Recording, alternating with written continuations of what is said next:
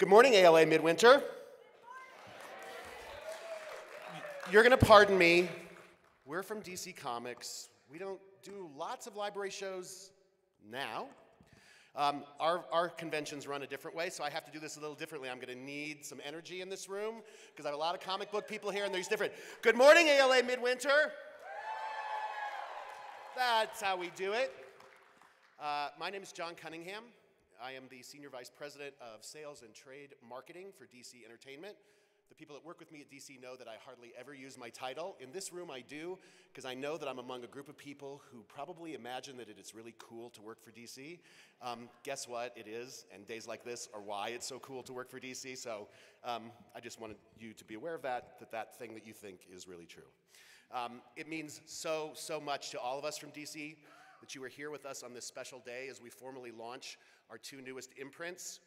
They are books for young readers, DC Zoom and DC Ink.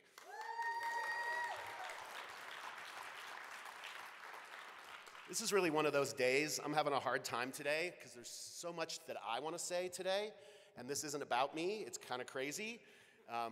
Because from a work level, this is a day that I've dreamed a lot about, launching these lists today.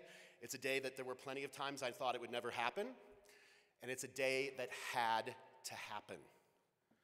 I have a fistful of great talking points up here about how hot graphic novels are, about how flaming hot kids' graphic novels are, and about how DC is turning over its beloved characters to a gaggle of award-winning and best-selling kids' authors over here.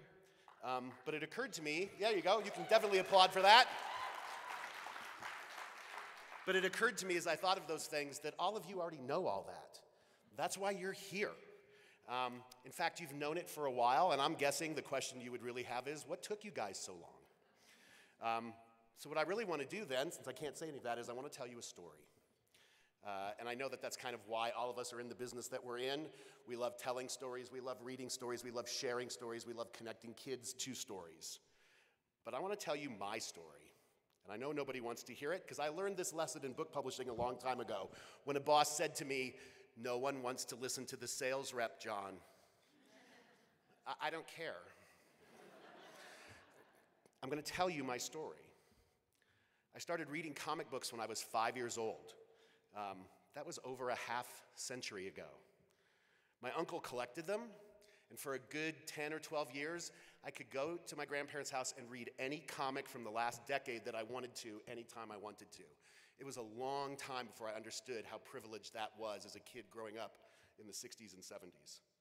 I started working in book publishing when I was 25, That was over a quarter of a century ago. And I started here in Denver, Colorado. I started working for a wholesaler called Gordon's Books, which was just on the other side of downtown here. None of this was here. None of the stuff that was over by Gordon's, the baseball stadium, all of that wasn't there. It was all very different. I left Gordon's and became the head of children's purchasing for Baker and Taylor Books. And it was there that I learned from a business point of view how libraries are the backbone financially of the publishing business, how publishing good books for kids is essential to the survival of this planet, and how publishers take that for granted. And so then after learning that, I went to some book publishers. That worked well. And somehow, 12 years ago, I ended up here at DC Comics. Guys, that's a dream come true. That's a dream I didn't even know that I had. It's a dream I didn't even know that I could have. DC published comics when I got here, but they weren't for kids. We talked about it and we said, we should fix that. But in doing that, we have to change DC's story. We have to change who we are. We have to change how we publish everything we publish. So now, after all this time, here we are. And we're in the city that taught me the business of books. And we're here with the characters whose stories were the fuel for my childhood dreams, and I'm guessing every single other person in this room. And we have a plan, an amazing plan, that's going to bring the new generation of stories to new generations of kids. And so what I want to say to all of you today in this time that they've allotted to me is thank you. Thank you for waiting for us. Thank you for being here today. And guess what? You're all part of my story now. You're all part of the story of all of these great authors over here and all the people from DC that are here to work. And hopefully Zoom and Ink are going to be part of the stories that you take back to your libraries. Yeah, nobody wants to listen to the sales rep, John. So let me introduce our first two important speakers of the day. Most of you are lucky enough to have only one boss in your life to tell you what to do, to ruin your plans and dreams. I'm among the lucky few to have two bosses. Double the pleasure, double the fun, as they used to say in the gum commercial. But I couldn't imagine working for anybody else at this point in time. Ladies and gentlemen, the publishers of DC Entertainment, Jim Lee and Dan DiDio.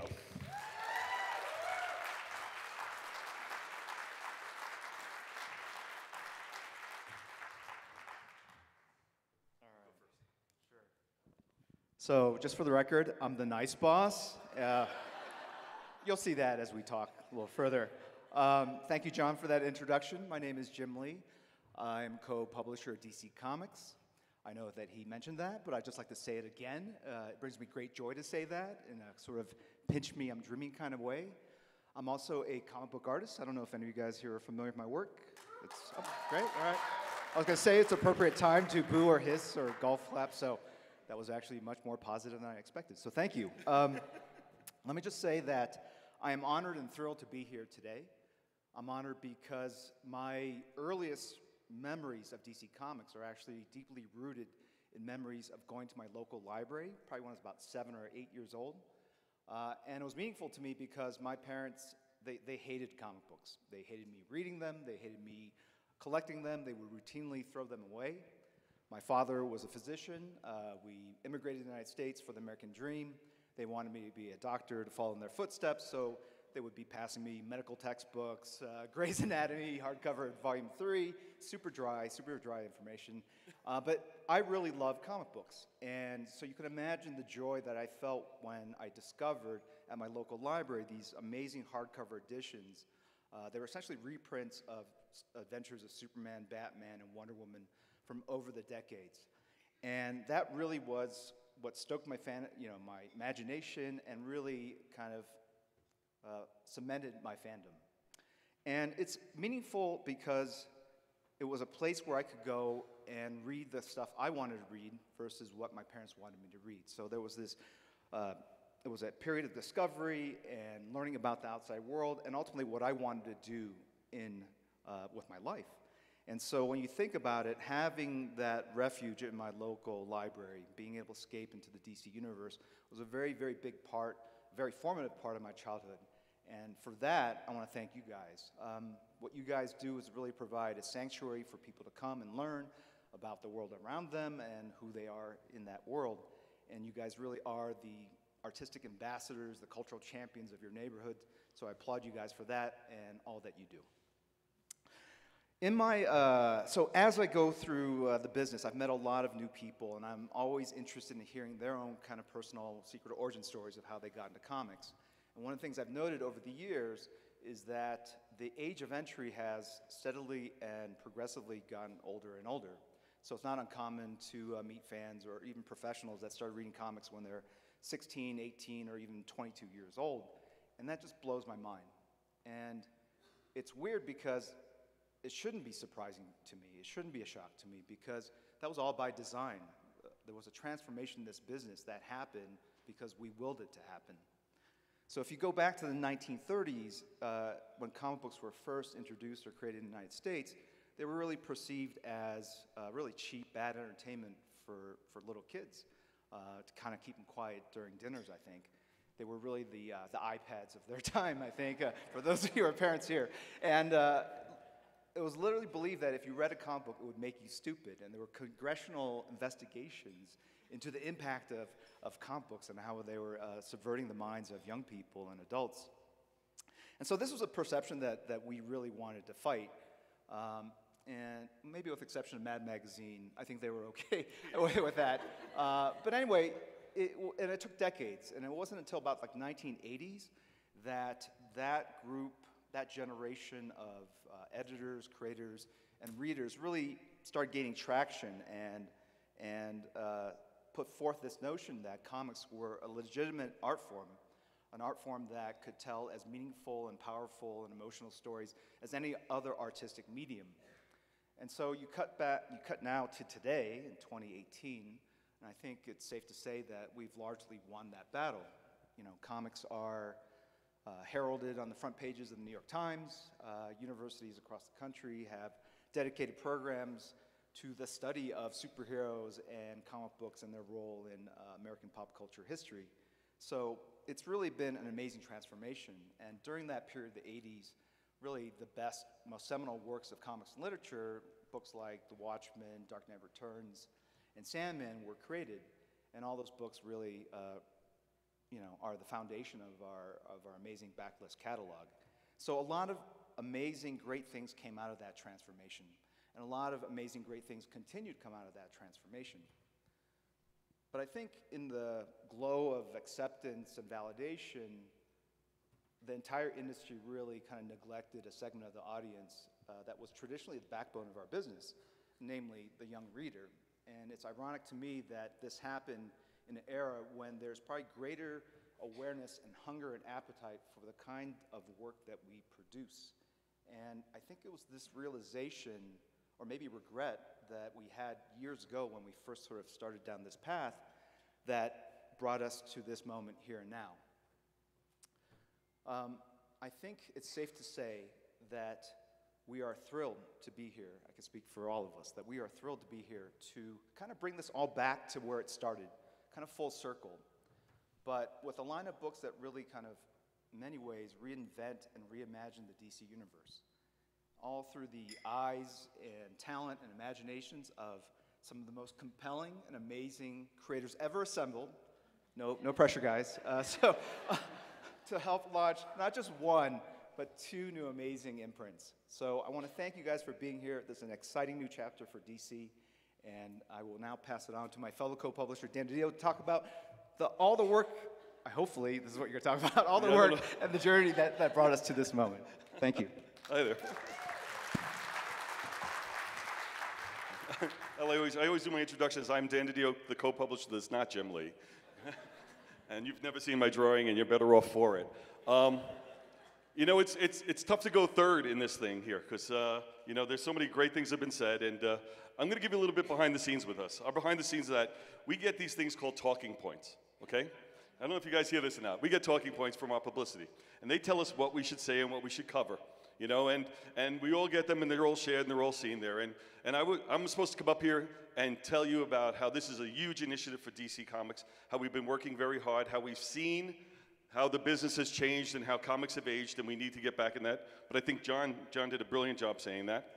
I'm here also to say something inspirational, but I think Jim just did something brilliant like that, so I've got nothing to follow that one on inspiration.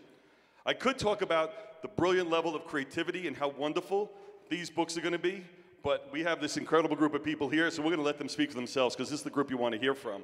So I didn't know what's left, so they asked me to do a library anecdote, okay? Because I guess you got to play to your audience. You know, so for me, you know, as a kid in the 60s in New York and 70s, I spent a lot of time in the library, and I always describe the library as my internet. You think about it.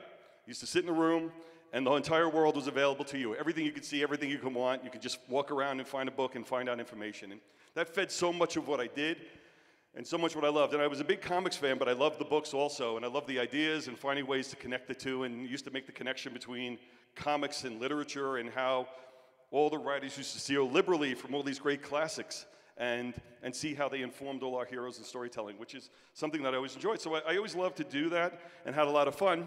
And you know, I'd sit there and read in the library, and then of course I would take books home. Now sometimes, you know, you take books home and you might forget something. So I have to ask a question. Somebody said, is there somebody from New York here? From New York? I gotta know you. I took a book out. And I was supposed to return it on April 5th, 1972. And books are really important to me. I would never throw a book out, but I always felt I was going to return it, but I just couldn't find the right moment. So I want to ask a favor.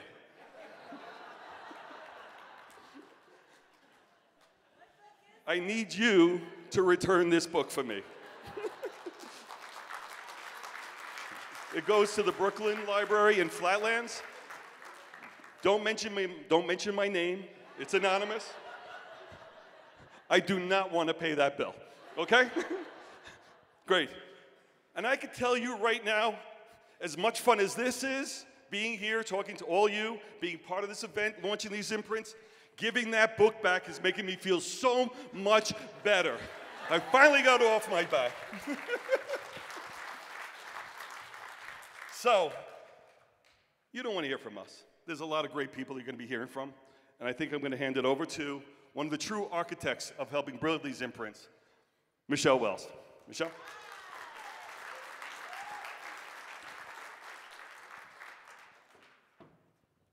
Hey everybody. This has been a difficult secret to keep for me, for you, for all of us, so I'm so glad that we're talking about this today. I have talking points. I'm going to follow them. Okay, publicity.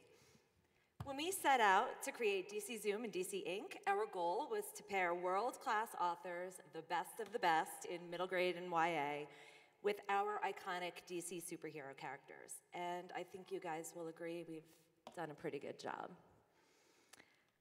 We are truly thrilled with the lineup we're presenting to you today. These authors have brought their A game to each of the stories. They're putting a unique take on the DC universe for stories that are both authentic and completely original. And I can talk about it all day, but I think I'd like to get them up here to talk about it instead. So let's start with DC Zoom and Shea Fontana.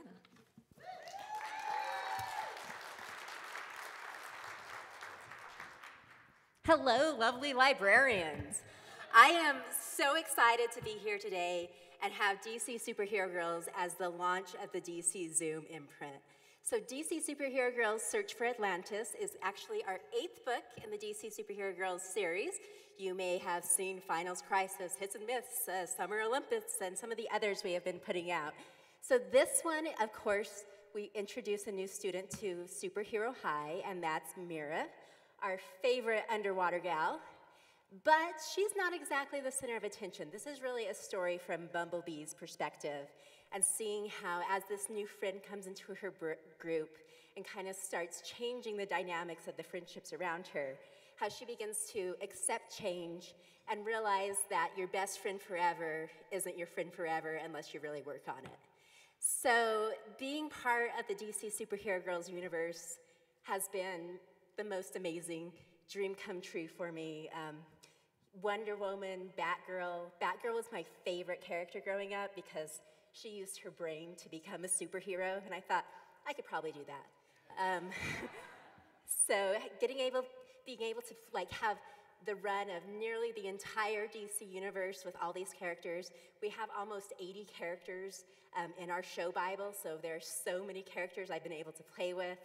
It's just been so incredibly fun, and everything I could have wanted, except they said they were launching this new DC Zoom thing, and frankly, I'm a little greedy, so I said, how about Batman? I'd love to do some Batman. So I'm actually also doing Batman Overdrive, and this is a, thank you. This is a story where we really meet a millennial Batman. So it's a Batman who was born in 2004. We meet him about a month before his 16th birthday, and he's really kind of been in this place where he's, stuck in his grief over his parents, and he's found this car in their basement that's the car his dad had when he was 16, and he decides that he's going to restore this car with the help of some of his friends. So it's about seeing him start restoring this car, and as he does that, he begins to customize the car a little bit until he's actually building the Batmobile. So this is the origin story of the Batmobile, as well as Batman as a character. And this has just been so much fun to write. It's one of those things where I'm waking up in the middle of the night with ideas, and I'm like writing notes on my phone and driving my husband crazy every night. And it's just been so, Batman the animated series was what I grew up with. That's where I got into comics, so it's really, really excited to be able to take on Batman. And you can see some of the art we have there, and I can't wait for you guys to read this. And up next,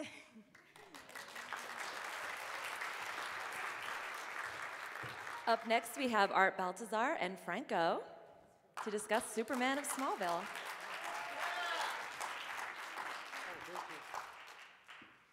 Oh, yeah, librarians.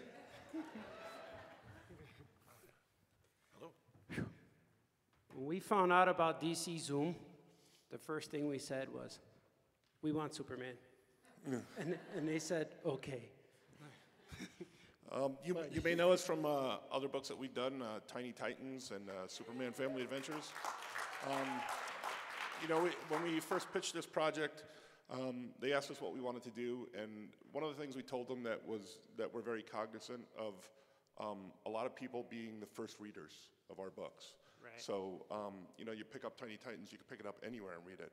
And we kind of came in with that same philosophy, so you'll be able to pick this up, and it's a clean slate for Superman. He's starting from the beginning, and it's very exciting. Yeah, it's us. perfect for anyone who's never read a Superman comic, because it's kind of like we're building a universe with this one book.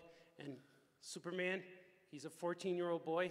He's going to his first day of high school, where he knows Lana Lang from kindergarten, so it's the only kid he knows in school. And he meets Pete Ross and Lex Luthor and all those guys.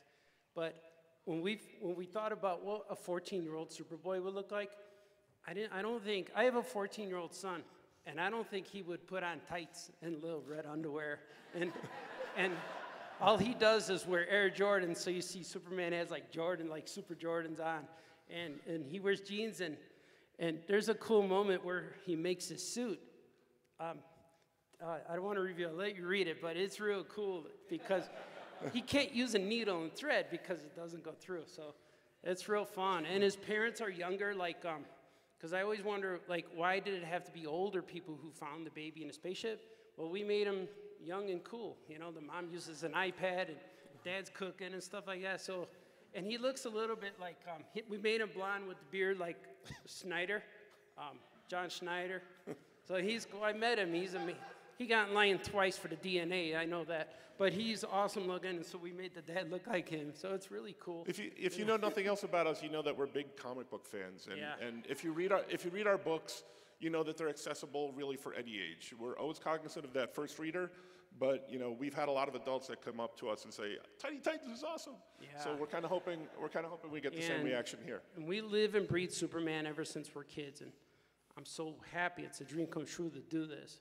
And even when I tell my mom and dad I'm writing Superman, my dad does, well, where do you go from there? You have Superman at DC Comics.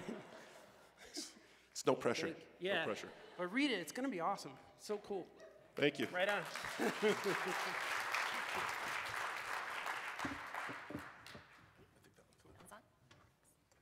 Okay, up next we have Ridley Pearson and his Super Sons series. Hi. So for about 20 years, I killed people for a living on paper. And then I had kids and wanted to tell other stories, and I've had this amazing opportunity to do that in The Kingdom Keepers and Peter and the Starcatchers and Lock and Key. And then I got a call from DC Comics. And they said, how would you like to write a graphic novel, which is something I'd always wanted to try. And they said, would you be interested in the son of Superman and the son of Batman? And I said, son of a, and I stopped. Heck yes. Writing for kids is so different than writing for adults, which I also do. Kids are hypercritical with no filters. So they're wonderfully honest. And they are rereaders, as you know. They aren't readers, they're rereaders. These books, Kingdom Keepers, Peter and the Starcatchers, those books get reread 6, 7 times. I had a young man who came to a signing with his mother because he wanted to prove this. And he said, Mr. Pearson, I've read the third Kingdom Keepers 19 times. And I said, security? So, into this world, I invite you. My world is a world of climate disruption. Lower Metropolis is under 10 to 12 feet of water. Superstorms are cycling around the globe, depriving us of farmland and limiting our food supplies. And there has been a coastal ambush of refugees heading to cities like Denver and Lincoln, Nebraska, places people have never been as the coasts get over flooded. Into this world come two boys who, for different reasons, have been somewhat abandoned by their superhero fathers. And they meet up with a young woman who is the rightful heiress. She's African, and she's a rightful heiress to an empress of the entire continent. But there are 4 other girls who stand in her way. And these 3 are going to come into this disrupted world and find each other as friends and hopefully learn about each other and about friendship in general and how wickedly hard it is to be middle school kids. And if they're lucky along the way, they will help solve this world crisis. And this is Super Sons. I'm so honored to be able to write this. One of the most fun things we get as writers of children's books is letters from and emails from parents who say, I'm so grateful that you gave Jimmy or Janice a way in to reading. You get a ton of these, and it's really the best pay you get. And I received one, just to show you my superpowers and why I'm qualified to do this. I received one from a woman who was going on a business trip, she said in this email, and she was requesting my permission to take the Peter and the Starcatcher series with her. And I said, you know, in my head, who is this woman that she needs my permission? Well, her name was Katie Coleman, and she was going to the International Space Station. And so we had to sign releases that we would never use this in a commercial way. So this is not a commercial moment. But Katie had a 10-year-old boy who had found his way into reading through the first Peter and the Starcatchers. And she didn't want to lose that momentum. So for the 10 months Katie was to be at the International Space Station, she read with her son every night over Skype. And they went through the whole series. And each time they finished a book, she would take a photo of her floating in the station with a laptop on her lap. Women in the audience, don't even think about what that does to your hair. Poor Katie was showing us with this just gigantic plume of hair coming off her head. But they read these books every night. And finally, nearing the end of her stay on the International Space Station, we always eat as a family at home, and my phone rang, and I answered it. And she said, hi, this is Katie Coleman. And I said, Katie, you're supposed to still be up there for another month. And she said, Ridley, I'm calling you from the International Space Station. And for the only time in my life, and this is my superpower hero, I was able to cover up my phone and say to my family, shut up, I'm getting a call from outer space. Thank you.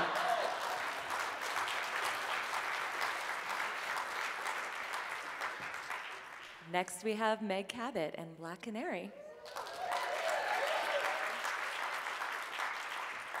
Well, hi. Thank you so much for that. Welcome.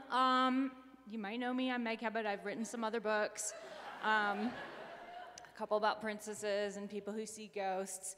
But my newest endeavor is about a girl called the Black Canary. I'm very excited to be working on this project. I've never worked on a graphic novel before. The reason I'm so excited about this particular character is because I relate to her on many levels. If you're not familiar with the Black Canary, and I'm assuming that a few of you are not, because I, unfortunately, had not heard of her when I was a girl, which is really sad because I was exactly like her.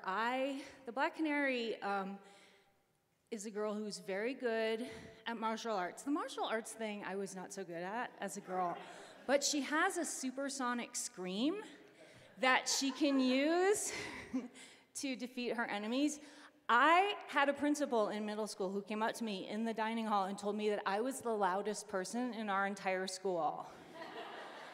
If I had known about this character, I would have been reading everything about her, but my town had very limited access to comics. We got all the boy comics, but weirdly, we didn't get that many girl comics, which I feel like what I love about this project is that we are getting a lot of female-empowered comics out there for our girl readers, which the boys can read too. It's great. But I would have loved to have read about this character because she was me. Basically, she wants to be a police officer very badly. Her dad is a police detective in Gotham City. I don't know if you're familiar with the amount of crime in Gotham City. Her dad is not too thrilled with the fact that his daughter wants to follow in his footsteps.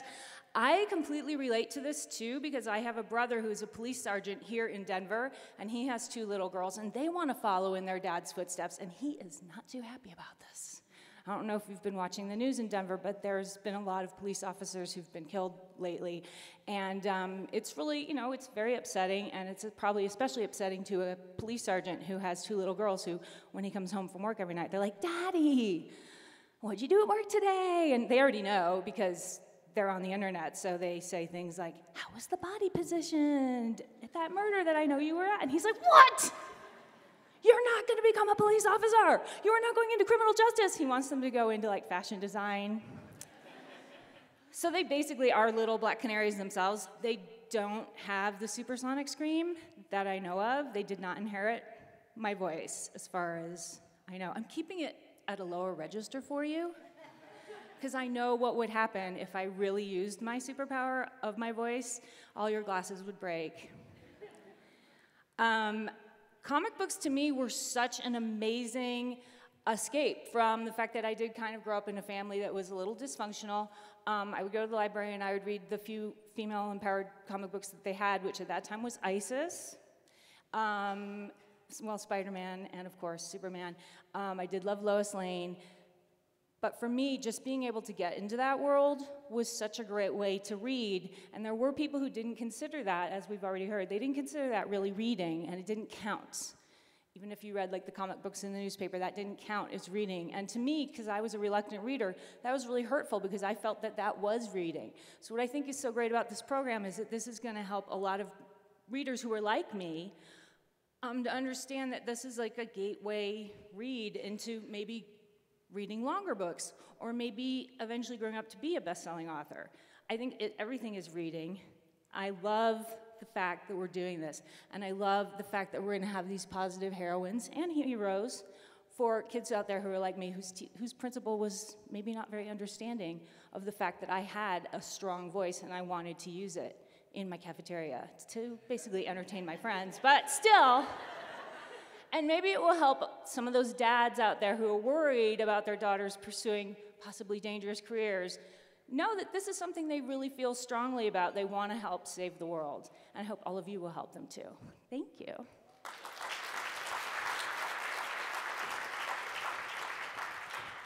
Next, we have Michael Northrup and Dear Justice League.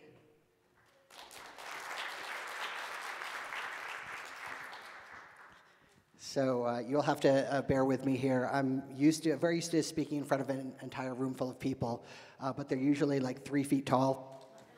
Often they'll be picking their nose or something like that, and so you are certainly taller and a more distinguished group here this morning. But yeah, Dear Justice League, the idea behind it was pretty straightforward. It's to introduce these iconic characters to young readers in a way that's relatable and fun, not as imposing authority figures, but as people, people who could crush us all like little ants, sure, but still with, funny childhood memories and embarrassing stories and all the little quirks and flaws that make us human. In one section, we see Superman. He's reading a message from a young fan on his phone. The problem is he's flying at 2 times the speed of sound, which is 38 times the speed limit, and he really needs to be looking where he's going, right? So it's an opportunity for some slapstick humor, but also sort of a crash course in humility. And this is my first time working with DC, but a lot of the inspiration for this came from some of my earlier professional experiences. Back when I was just a little larval journalist at NYU, I worked part-time at the World Almanac. I worked like 20 hours a week, so I was that one dork wearing a tie to class, and I spent most of those hours answering the mail. And I still remember the disconnect of these people writing into what they thought of as, like an august American institution, when in fact the guy answering them was a nearsighted undergrad dealing with some truly profound acne. Right? So they're writing into an idea, but they're being answered by a person, and I think that's often the case. I spent 12 years working at Sports Illustrated Kids. I interviewed some of the biggest names in sports, probably a dozen future Hall of Famers, and one of the things I used to do sometimes was ask them questions that kids had sent in to us. And it was impossible not to notice how much more sort of openly and honestly they would answer these questions than whatever dumb thing I was asking them about.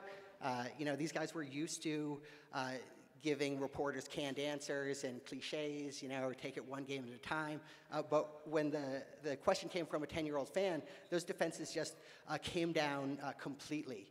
And so, I could see them going back into that time of their lives where, maybe their first day on a new team or whatever it might be.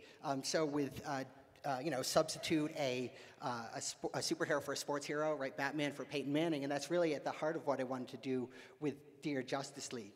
The truth is, right, like a larger-than-life figure is only larger than life from the outside, right? From the inside, they're just people-sized, right? So I wanted to find a way to express that and hopefully to do it with some humor. And the great thing about working with DC is that I don't have to do it alone.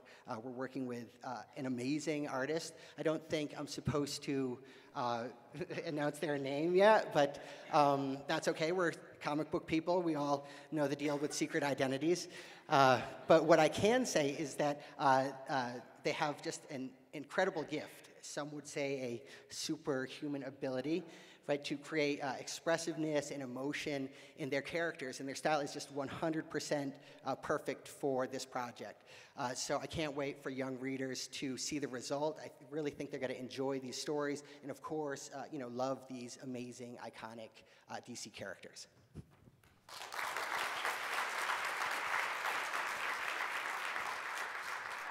Next up, we have Derek Friedolfs and Dustin Wen, Batman Tales.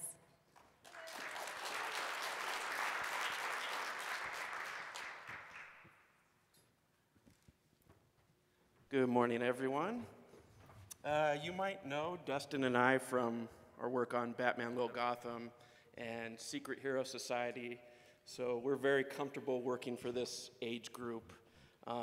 I think we always hoped we'd get a chance to go back and do more stories with Little Gotham characters, and we originally did those stories based around holidays in the calendar year, and I thought this time it'd be fun to sort of weave the DC characters into some fairy tale stories. So we're going to see Damian Wayne sick at home, not able to join his father out fighting crime. He reads a story about Pinocchio and sort of re-envisions himself as Pinocchio.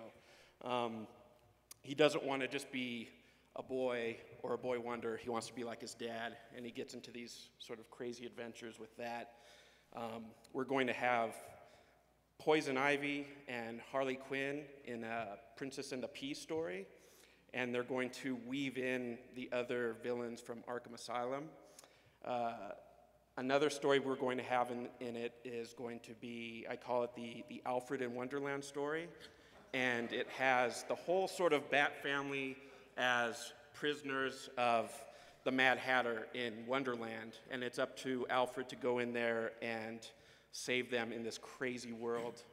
And sort of the last story we'll be covering is a very sort of offbeat version of the Snow Queen story, the Snow Princess story, and it's going to have Batman going out into Gotham during sort of the worst blizzard imaginable, and he's going in a search for someone he never thought he'd be going looking for with the help of a spirit that he's going to be walking out there. So it's a chance for us to return to these characters again, sort of in a new setting, a sort of fantasy setting with some fairy tales that the readers will either know or be introduced to in this type of story.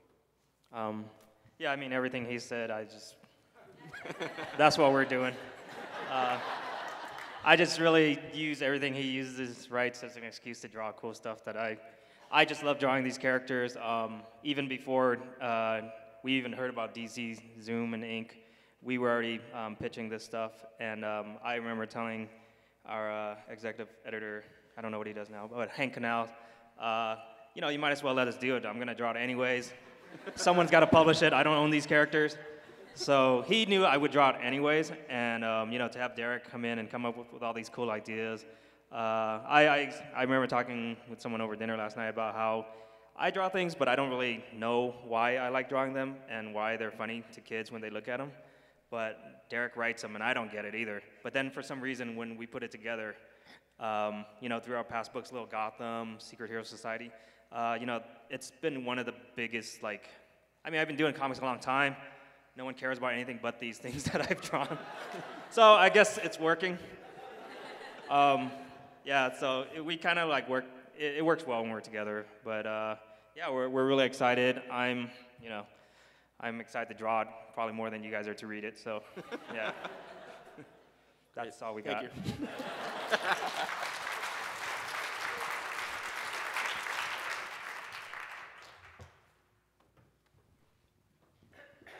Next up, we have Min Lei, Green Lantern Legacy.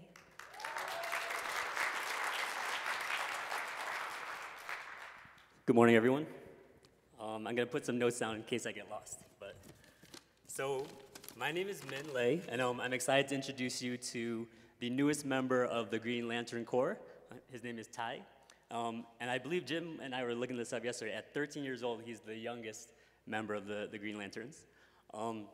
But there are actually two Green Lanterns in this story, because at its heart, Green Lantern Legacy is a story about family. So the basic premise is when a grandmother unexpectedly passes away, the jade ring that she always wore mysteriously makes its way into the hands of her grandson, Tai. And from that point on, he discovers that his grandmother's ring was actually a Green Lantern power ring, and that she had been a secret member of the Green Lantern Corps for most of her life. So the story kind of follows him from there as he kind of uncovers the secret superhero secrets of his grandmother, while also learning how to use the new ring and kind of like wrapping his mind around the awesome responsibility of that, which includes fighting the bad guys, of course. Good thing I have this up here. So as you know, in the Green Lantern world, the heroes get their power from their strength of will. So in my family, no one exemplifies will more than my grandmothers. So I'm first generation Vietnamese American, and in our origin story, my grandmother is very much the hero who willed us out of war-torn Vietnam and established our life here in the US. So she passed away 2 years ago, but so it's very special to me to be able to, since she was a hero of mine, to be able to create a superhero kind of inspired by her to share with you all, and to introduce young readers to Tai as he struggles to carry on his grandmother's legacy while also trying to find the time to hang out with friends. So the last thing I wanted to note is, as you can tell from the shakiness in my voice, this is a very personal story for me. But even I didn't realize just how personal it was until I started writing, because as I was working on the pitch, I realized that my other grandmother, who lives in Vietnam and is very much a force to be reckoned with, had given me something about like 20 years ago, and that's this jade ring. So I'm not much of a ring guy, so I had it on my keychain all these years. But for this project, I put it on while I was working on it, and for some inspiration and some good luck. And I guess since I'm up here for this part of this announcement, it works. So thank you, Grandma. And thank you, DC Comics. I'm one of the newer authors up here, so I really appreciate the opportunity. And thank you all for coming out this morning, and I'm really excited to share this story with you. Thank you.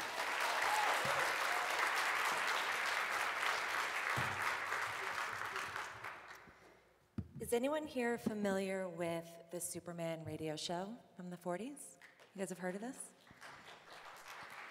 Unfortunately, he couldn't be here today, but Gene Yang is, am I right? Yeah, okay. Gene Yang is writing a story set in 1946, and it ties into the Superman radio show. It's the story of a young Chinese-American girl who moves to Metropolis and feels like she doesn't quite fit in. Her ethnicity seems to be a problem. Her family seems to be targeted. by some members of the KKK. And through her experience with Superman and the radio show, she learns to overcome some of the trials and understand what it means to be American. We're very much looking forward to that one. That's it for DC Zoom. Next up, we have DC Inc. And Mariko Tamaki, Harley Quinn. What's up, librarians? I'm very happy to be hanging out with you today. I also brought a note card because I'm so old school. I'm so old, you guys. So I don't want to throw shade. You guys seem all very nice, but I have to say I have the best character. I have the best character. It's nice that you guys have whoever you have.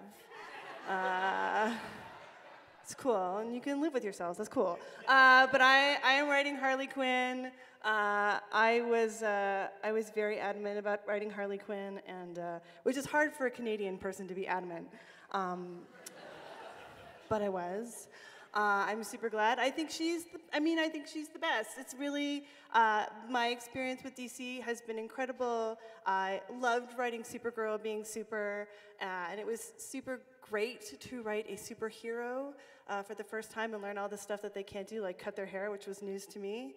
But I'm very excited to be writing Harley. I love, Harley is a goofball, which obviously is a stretch for me to write into that. But I have been having so much fun writing this, and actually there's a sampler in your bags of some of the first chapters, so I'm not going to go too much into detail. I will say the thing that I'm super excited about writing this book is writing Supergirl was about writing someone whose destiny was so clear that she was going to be, because of that she's Supergirl, that she was going to be this hero, and it's been really interesting to write a story about someone who is not necessarily going to be a hero. And I think that that's kind of a super great YA story, to kind of be figuring out your future as opposed to have your future be really clear, because I don't know about you, but when I was 16, I had no idea what the hell was going on. I didn't even watch the news, so it was not good. So this is a book about justice for teenagers. It's a book about thinking about right and wrong and trying to figure out right and wrong. It's a book about activism, which I've always wanted to do in a comic book. I do have the word intersectionality in there. Feeling really good about that. I'm sure I'll be getting some tweets about that. Look it up, intersectionality is awesome. Also the word systematic, which my editor and I were going back and forth about whether or not we could get away with using the word systematic, but I'm hoping we get to keep it in there. The book is illustrated by Steve Pugh, who I am obsessed with because, not in a personal way. I don't stalk him or anything because he lives very far away. But I think the things that he is bringing to this book are just incredible. It is also heavily a book about drag queens. I don't know who else was up watching All Stars yesterday. Nobody? Yes! Trixie Mattel is safe. Everything is fine. So yes, I've always wanted to have drag queens in there and come up with names for drag queens, which is one of my favorite things.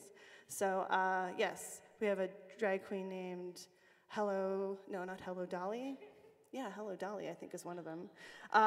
So I want to thank DC Comics for giving me this job. This is a crazy job. Thanks to you guys for letting me do stuff for you. I love this job so much that I'm up at this hour.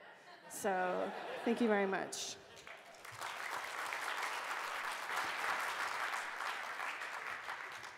Next up, we have Danielle Page, who will be discussing Mira.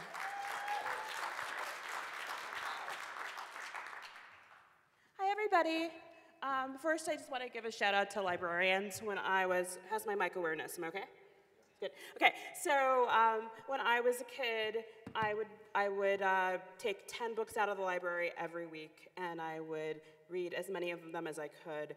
And I think having that is how I became the writer that I am. Reading matters so much, and librarians help you so much. So I'm so thrilled to be here. Okay. So talking about Mira, when I first got asked to do this, my first pitch was, I heard the list of characters, and I was like, I want to do Aquaman. I want to do Aquaman, but I want to do Aquaman as the Little Mermaid. And because he would see a girl on land, and he'd fall in love, and it was going to be so great. And then DC told me that Arthur grew up on land, so it could not work. So, so I flipped the switch on it, and I went back to the drawing board and told the story from Mira's perspective, and that's his great love, and she lives under the sea, and she grew up in this colony that is the penal colony of Zebul, and because they kind of hate each other, Zebul and Atlantis, Mira decides she's going to take it upon herself to kill Arthur, but Arthur doesn't know that he's the Prince of Atlantis yet. And there's one big problem: she falls in love with him. So it's a little, like love story thing, but a little bit more complicated than I started out with, and I love it. And finally, I just want to say that I'm so excited to be here for DC. When I was growing up, I thought the only way to be a writer would be to be a journalist, and my road was pretty windy. I went from doing that to taking an internship at Guiding Light, which is a soap opera, to writing soap operas. And then soap operas started getting canceled, so I decided I would write books, and that worked out. And then Michelle called me. I just love that girls and boys are growing up in a world where they can be whatever they want on and off the page. So thank you very much.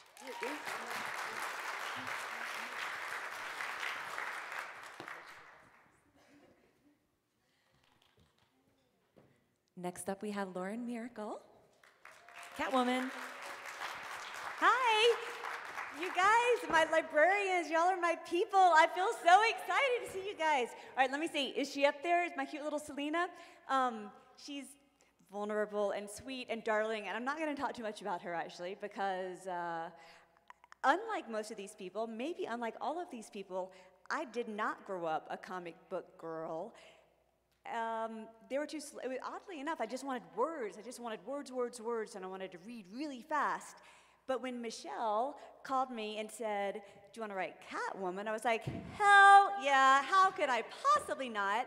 And so I want to tell you a little bit about what it was like going from a prose writer to trying to be a graphic novel writer and loving it so much. And with my amazing editor, Bobby's permission, Bobby Chase, everybody say, hi, Bobby, there's Bobby. I'm going to tell you some of the stories of some of the funny, challenges. So first one was, as a prose writer, I think it's really awesome to let people just sit in a room and talk. Bobby says that doesn't work so well in a graphic novel. You can't have all that, she lifts her eyebrow, and the next panel, he lifts his eyebrow. It doesn't work so well. So she said, you need to really give your artist something to work with and make action happen. And so I came up with all these panels that add action, and there would be things like Gail, who's Selena's mom, blinks manically. And she's like, yeah, that doesn't really translate either. Or there's another scene where Selena takes down the bullies in her school, and she's gesturing at their man parts. I'm not sure what I can say here. And she's like, yeah, y'all don't really count. And so I wrote in there that their man parts deflate. And I even gave sound effects like, and she's like, yeah, I'm not sure how they're gonna, I like this is funny, but I don't know how they're gonna draw that. So she may take that part out. And then she said, I know, it's crazy. And then she said, so I kept giving more panels. And so her next comment was, okay, Lauren, you can't have 8 panels per page. So then I would write it as 4 panels with 3 spare panels. She said, Lauren, you're still, 7 panels isn't gonna work for a page. And so slowly we've gotten it down to, maybe 4 panels per page. And then she said, but again, you've got to tell your artist what to draw. Like, what angle are we coming in from? Are we at the back? Are we at the front? Are we at the side? So I told the artist, who I can't name, what to draw, at which point she said, the thing is, Lauren, you really can't tell your artist what to draw. That's just infringing too much on, that artistic ability. Meaning, I think I was at that point trying to organize the page for this artist, and Bobby said, nah, let them do that. And then it was much easier.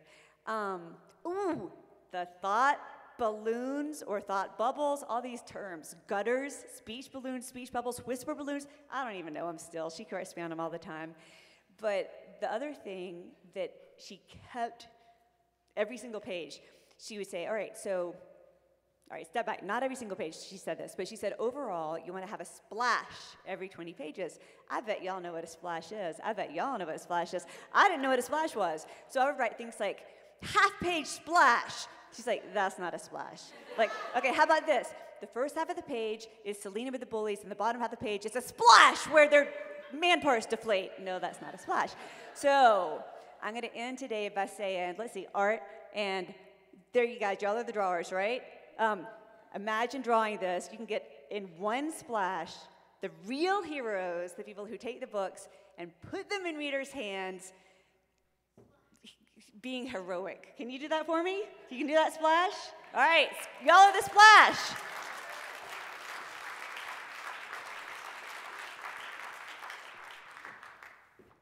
So unfortunately today, Cami Garcia could not be here, but we are very, very excited to have her as part of the Ink line.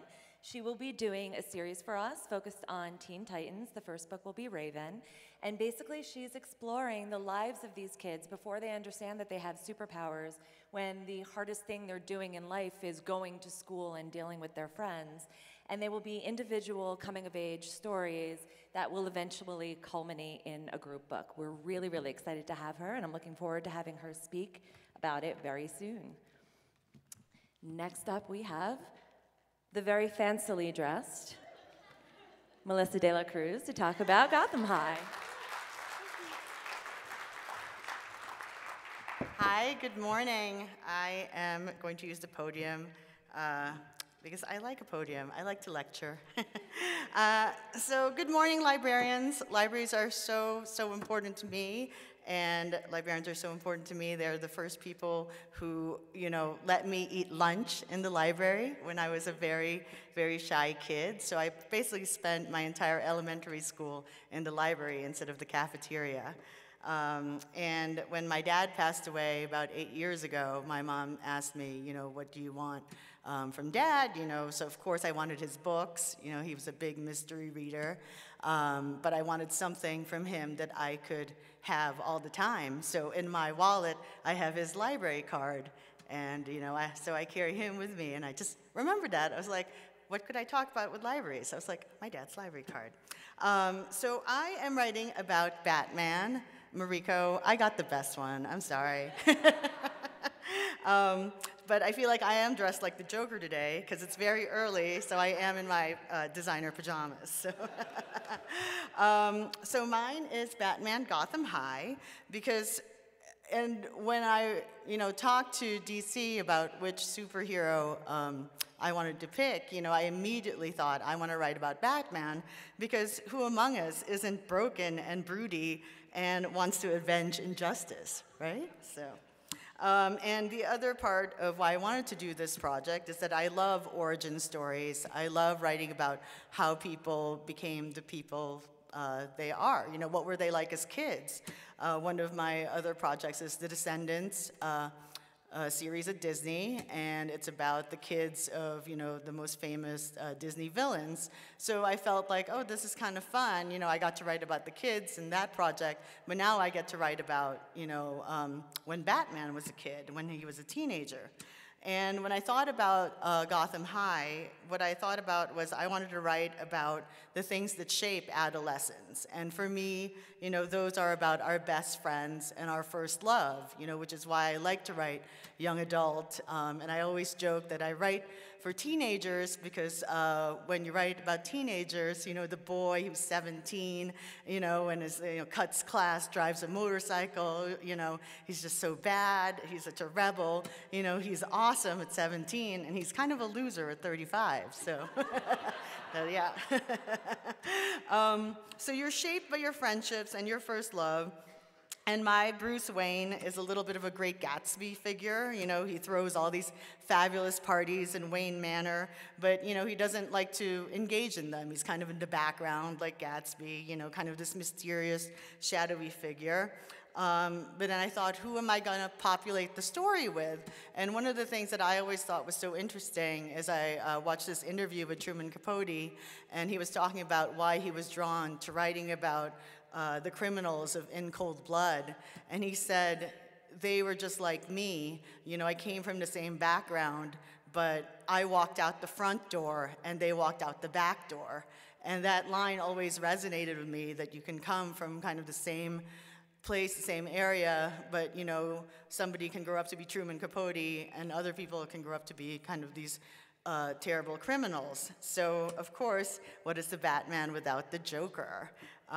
So at Gotham High, we meet Jack Smith, who becomes Bruce Wayne's best friend, you know, because they're just so alike, you know. Actually, no, they're actually the opposite of each other, which is why they're drawn to each other. And they become best friends, fast friends, until they meet the beautiful Selina Kyle. So you can see they're all there. And you know, I'm also really, really excited about my multicultural take on Batman. As you can see, Batman is part Chinese, just like me, and Selina is Latina. So, you know, for me to do this story, I feel like it's so important for all kids to see themselves as the hero or the beautiful smart girl and at the center of an iconic pop culture phenomenon. And I'm so honored and thrilled to bring Batman Gotham High to life. Thank you.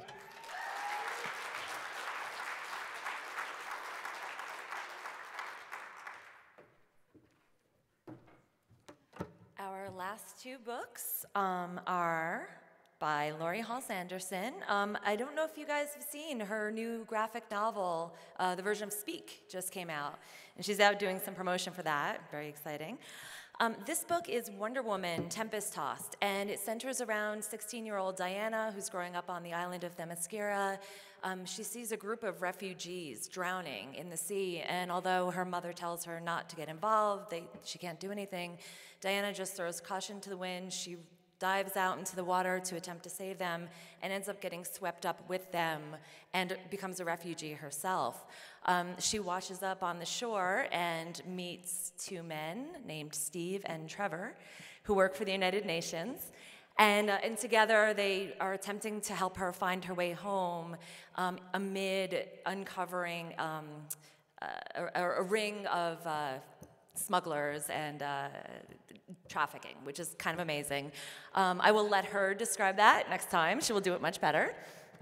And our last title in DC Inc. is the adaptation of Marie Lu's Batman Nightwalker, which I don't know if you guys are familiar with. It's done really, really well. We're very excited. It's a story of Bruce Wayne, who is working within a prison to kind of uncover who this mysterious girl is, and it's sort of his first case. It's a really fantastic story. That is it for DC Inc. I think we should have a round of applause for our amazing authors. Thank you so much for coming here. And I will bring back to the stage John Cunningham.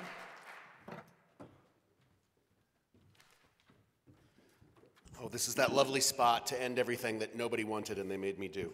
Because all the important people have spoken, and now what do we do? So they say to me, John, we have some housekeeping notes, all of which I've thrown away and totally forgot, because I have two things I want to say. One, this was a day. I can't even talk about it. It's amazing. And part of what's amazing is what we heard these people say today. In 12 years of working for DC, I've sat through more panels and more creator pitches than I would care to talk about. I've never heard anything in one place like I've heard today. It's an amazing explosion of creativity that's going to change how we publish for kids, obviously, but the kind of stories we tell. And here's the thing. Once you work for DC for a while, you get the note, and you get the understanding that you're just part of a long history. Like our job, and we really do believe this, our job is to keep Batman alive and to keep Superman alive. The fact that these fictional characters have more cultural relevance now than they did when they were created all those years ago is unheard of.